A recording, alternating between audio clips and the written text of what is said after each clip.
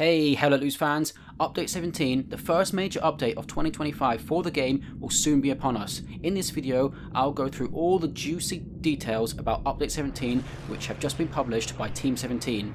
First of all, we're getting a new desert map called Tobruk, set in 1942 during the siege of Tobruk, which will see the British 8th Army fighting against the German Afrika Korps forces. This map will have an urban focus, so quite different to the wide open areas of Al Alamein, the only other desert map currently in the game. But it will also offer some variety of areas for players to battle in. The devs have said they want Tobruk to be a desert map that is different to El Alamein yet feels cohesive in nature. They wanted it to give players new fighting experiences, including areas such as caves, creeks, accessible rooftops in an overall blend of urban and rural areas. And the map is supposed to incorporate dense urban areas but not restrict vehicle or armor movement too much. And it's also intended to have a diverse range of capture points that contrast to each other yet remain thematically cohesive overall. So let's quickly run through the capture points coming with Tobruk. We've got Guard Room. Starting with the northwest of the map, we have this point, which is the German capture point featuring a bespoke building that was repurposed into a storage space for the upcoming assault, rocky terrain, reinforced buildings, and a variety of verticality. As with all capture points here, vehicle access is not limited and is aided with the addition of a long open main road and branching dirt pathways. Tank Graveyard. This is a desolate wasteland known as the Tank Graveyard capture point. It's the result of a previous German armoured assault attempt on Tobruk, which ended in defeat. Now all that remains are the artillery craters and tanks from both factions that lay in ruin. From dead tanks and large craters to clouds of smoke and exposed rocky formations, players have a variety of cover options to aid their advance. Though the result of the terrain proves vehicle navigation to be trickier, the winding paths and deeper terrain provide cover for vehicles for strategic attacks. Division Headquarters. At the southwest of the map, we have the German makeshift base, the Division Headquarters capture point. This capture point was a staging area ground for the German forces' assault on the city, with large rock formations, enterable tents, and trench networks. Players of all roles types are offered a variety of cover. West Creek. The next capture point revolves around a terrain feature new to Hell Let Loose, Desert Creeks, with a blend of rocky terrain, sparse foliage, various depths of the creek's bed, and the addition of this themed topology creates unique, interesting gameplay that provides players with the opportunity to utilize different tactics through the creek. Spans roughly 4 sectors in length. The West Creek capture point focuses on the widest part of the creek, and its surrounding compound focuses heavily on the more natural elements of the map. Albergerio Ristorante Moderno. Toward the center of the map, we have a capture point that contributes to the dense urban area. Albergerio Ristorante Moderno. Whether you're using the accessible rooftops to utilize the high ground or using the planks to connecting them as a pathway to reach further into the city, the rooftops in the Ristorante Moderno capture point provide players with a fighting experience new to Hell Let Loose. King Square. Making up the other half of the dense urban area, the King Square capture point mostly compromises second-story buildings and encourages close-quarters battle in the lower courtyard areas. This is a direct contrast to its counterpart, Albergia Ristorante Moderno, which mainly features single-story buildings to aid rooftop fighting.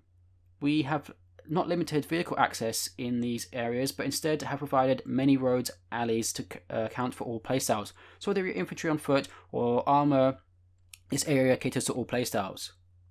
Next up, we've got the Desert Rat Caves, another capture point that provides players with a new gameplay experience is the Desert Rat Caves. As the name suggests, this area will allow players to participate in close-quarter battles within a small cave system. This area is full of verticality and does not limit vehicle access in most areas. Players will be able to walk and climb into the caves, offering flanking abilities and other strategies to tactically advance. Church Grounds. In the heart of Tobruk, we have Church Grounds capture point, which focuses on the area surrounding the church. We decided not to have the church itself in the hard cap to help mitigate against spawn camping. However, the church is fully accessible, including the spire, to retain that Hell Let Loose gameplay that appears on other maps. Admiralty House. Near Tobruk's harbour, we have the Admiralty House, a large structure that saw collapse of its western wing after a devastating airstrike. Though the building itself is non-enterable, players will be able to scale the building's rubble or utilise the facades and walkways in order to take the risk of its exposed rooftop vantage point. Abandoned Ammo Cache. One of the key attributes of the Abandoned Ammo Cache capture point include the mixture of open desert road for flanking opportunities and a warehouse that features towering ammo crates both inside and outside to provide strategic cover. 8th Army Medical Hospital. The 8th Army Medical Hospital capture point has many enterable buildings for close quarters battle and route of access for long range attacks and interesting crossfire opportunities. There are open courtyards to aid tactical advancements and many flank opportunities for vehicles.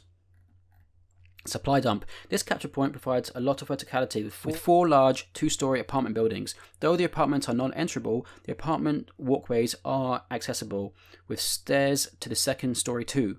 The supply dump capture point provides a variety of sight lines in all directions and an open courtyard space that allows vehicle access and large towering cover to either attack or help defend the apartment buildings. The next capture point is the road to Sanusi Mine.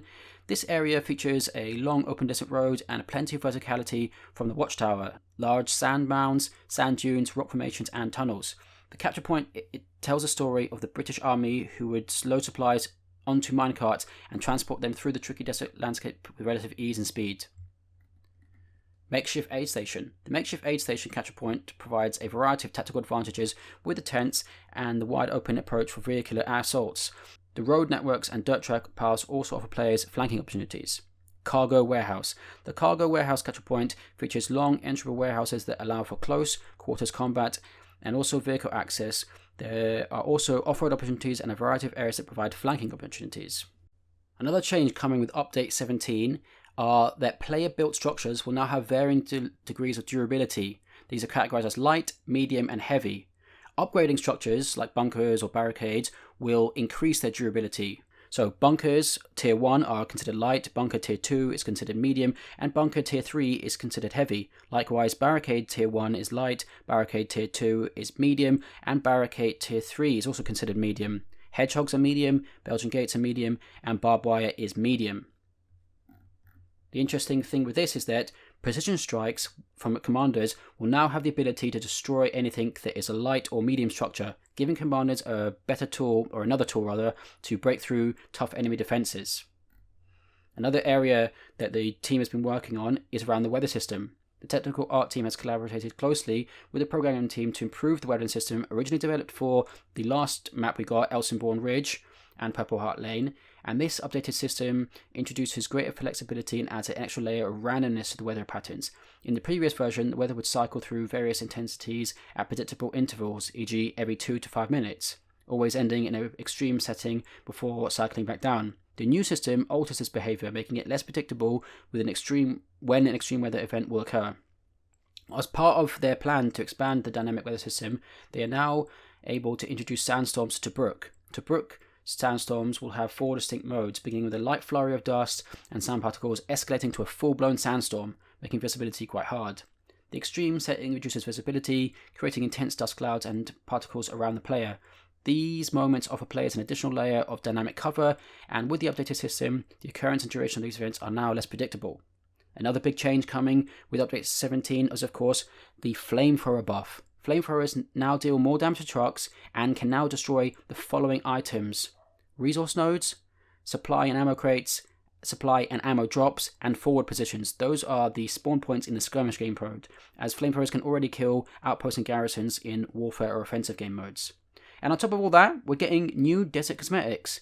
2 new headguard options for the German Africa Corps, a pith helmet with and without goggles, a German commander outfit, and a German tank crew outfit with quite cool shorts, as well as a Cameron Highlands for the British 8th Army.